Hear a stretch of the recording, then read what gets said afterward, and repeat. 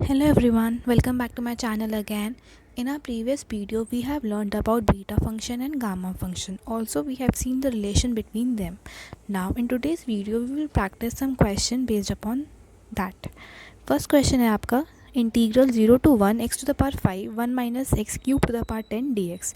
अब आप देखोगे कि आपकी जो लिमिट है वो 0 से 1 है और जो आपका इंटीग्रल है वो x और 1 माइनस एक्स की फॉर्म में है, यानी कि आप बीटा फंक्शन शायद इसमें आप अप्लाई कर सकते हो। जब बीटा फंक्शन की स्टैंडर्ड फॉर्म देखोगे तो beta f of m n is equals to 0 to 1 x to the power m minus one minus x to the power n minus one d x है, यानी कि 1 माइनस एक्स है, लेकिन यहाँ पे एक्स क्यूब है तो आपको इसको एक लीनियर वेरिएबल की फॉर्म में कन्वर्ट करना होगा। तो अपने एक्स क्यूब को कोई एक वेरिएबल लेट कर लोगे। मैंने यहाँ पे वाई लेट कर लिया, आप टी भी लेट कर सकते हो, कोई भी वेरिएबल आप लेट कर सकते हो। अब एक्स क्यूब अगर आपका वाई है तो एक्स कितना हो गया, y to the power 1/3। Differentiation कर दो, क्या आ जाएगा 1/3 y to the power -2/3 d y. Next आप इन सब वैल्यूज़ को इसमें पुट कर दो। अगर आपने सब्स्टिट्यूशन मेथड अप्लाई किया है तो आपको लिमिट्स भी चेंज करनी पड़ेंगी। When you will change the limit you will get the same limit. Okay, now I is equals to integral 0 to 1 y to the power 5/3 1 minus y to the power 10 dx की जगह क्या आ जाएगा 1/3 y minus 2/3 dy। Clear है। Next 1/3 क्या है, constant है, इसको बाहर निकाल लो। अब आप y टू द पावर 5/3 है और y टू द पावर -2/3 है। When base are same parts get added तो y कितना हो जाएगा 3/3 दैट इज़ 1, तो y टू द पावर 1 आ जाएगा यहाँ पे 1 minus y to the power 10 dy। अब आप क्या करोगे, इसको इस फॉर्म से कंपेयर करोगे। जब आप इसको इस फॉर्म से कंपेयर करोगे तो m-1 किसके इक्वल होगा, 1 के इक्वल होगा, तो m कितना आ जाएगा 2 आ जाएगा। अब जब आप n-1 को कंपेयर करोगे इससे 10 से तो n-1 is equals to 10, n कितना आ गया आपका 11, यानी कि आपका ये कैसे सॉल्व हो गया, बीटा ऑफ 2,11। m की वैल्यू क्या हो गई 2, n की वैल्यू क्या हो गई 11। ठीक है, अब रिलेशन पता है हमें बीटा ऑफ एम एन में क्या होता है, beta of m n is equals to gamma of m into gamma of n upon gamma of m plus n. हमने क्या किया, यहाँ पे एम और एन की वैल्यूज पुट कर दी, gamma of 2 into gamma of 11 upon gamma of 11 plus 2 that is 13। अब 1/3 को एज इट इज़ कांस्टेंट है, गामा ऑफ 2 क्या होता है 1 होता है, गामा ऑफ 11 क्या है 10 फैक्टोरियल। ये कैसा आया, gamma of n plus 1 is equals to n factorial होता है अगर आपका n क्या हो, एक इंटीजर हो। ठीक है, तो ये हो गया 10 factorial.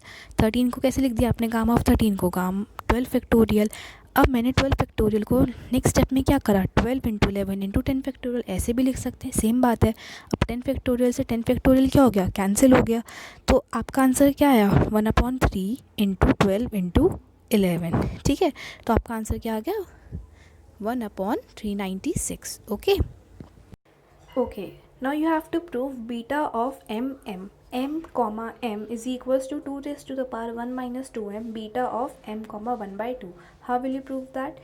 First consider beta of m comma 1/2 which is equals to gamma of m into gamma of 1/2 upon gamma of m plus 1/2। ये कैसे आया, बीटा ऑफ एम एन क्या होता है, gamma of m into gamma of n upon gamma of m plus n. ठीक है, अब आपको पता है गामा ऑफ 1/2 होता है आपका रूट पाए, सिंपली आपने यहाँ पे इसकी वैल्यू पुट कर दी। अब आपको नीचे डिनोमिनेटर में दिख रहा है गामा ऑफ m प्लस 1/2, ये दिख रहा है ना, लेकिन हमने पिछले वीडियो में देखा था, ये डुप्लीकेशन फॉर्मूला पढ़ा था हमने, तो हमने उसे यूज़ करने के लिए ऊपर और नीचे हमने न्यूमरेटर में और डिनोमिनेटर में गामा m की मल्टीप्लाई कर दी। क्यों करी, जिससे हमारे डुप्लीकेशन फॉर्मूला में इसमें यूज़ कर पाए। ठीक है, तो ये बन गया ऊपर न्यूमरेटर में क्या बन गया, gamma of m² into root pi upon ये है, ये कैसे आया, इस यह है डुप्लीकेशन फॉर्मूला से under root pi upon 2 raise to the power 2m minus 1 into gamma of 2m। Clear है। नेक्स्ट क्या हुआ, रूट पाई से रूट पाई कैंसिल हो गया, 2 raise to the power 2m minus 1 क्या हो गया, ऊपर चला गया, न्यूमरेटर में चला गया। ठीक, तो आपको ये मिला 2 raise to the power 2m minus 1 gamma m into gamma m upon gamma 2m। अब बीटा ऑफ m कॉमा 1/2 आपको मिला 2 raise to the power 2m minus 1 beta of m comma m, ये कैसे आया, क्योंकि beta of m comma m क्या होगा, gamma of m into gamma of m upon gamma of m plus m that is 2m, तो आपको ये मिल जाएगा।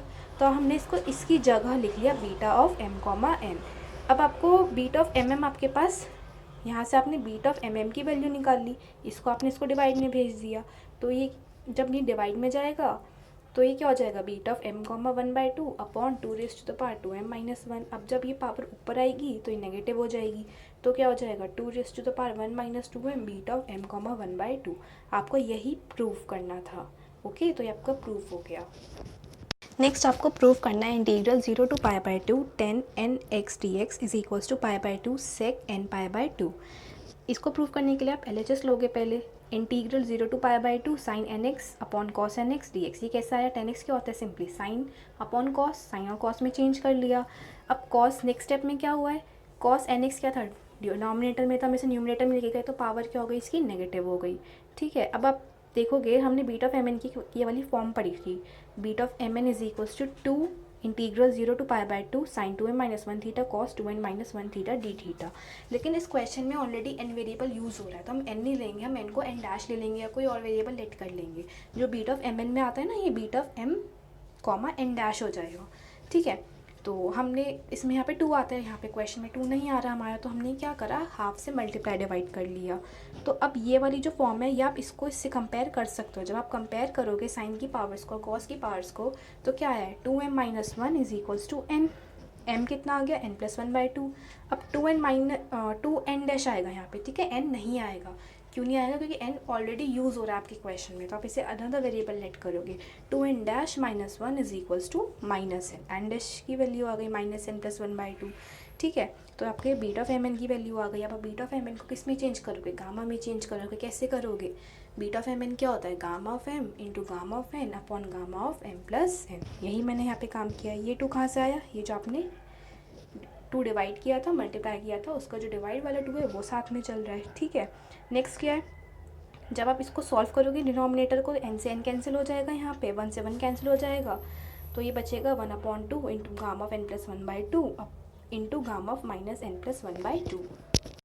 अब आप देखो 1/2 gamma of n+1/2 into gamma of 1 -n+1/2, ये कैसे आया? लास्ट स्टेप में हमारा इसकी जगह आया था -1 + n/2, ये आया था। ठीक है, हम इसी को ऐसे भी लिख सकते हैं। जब आप इसको सॉल्व करोगे तो आपको -1 + n/2 ही मिलेगा। हमने ऐसा क्यों करा? क्योंकि हमारे पास एक प्रॉपर्टी होती है gamma n into gamma of 1 - n is equals to π/sin n π। इस प्रॉपर्टी का यूज़ करने के लिए हमने इसको 1 माइनस की फॉर्म में ब्रेक कर लिया। अब आप जब देखोगे n यहाँ पे कितना आ गया? n+1/2 आ गया। इस प्रॉपर्टी का आप यहाँ पे यूज़ कर लो। 1/2 इंटू π/sin n+1/2π।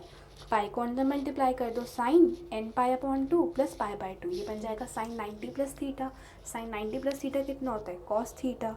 ये आ गया π/2 कॉस n π/2। अब 1/cos क्या होता है? सेक होता है, तो π/2 सेक n π/2।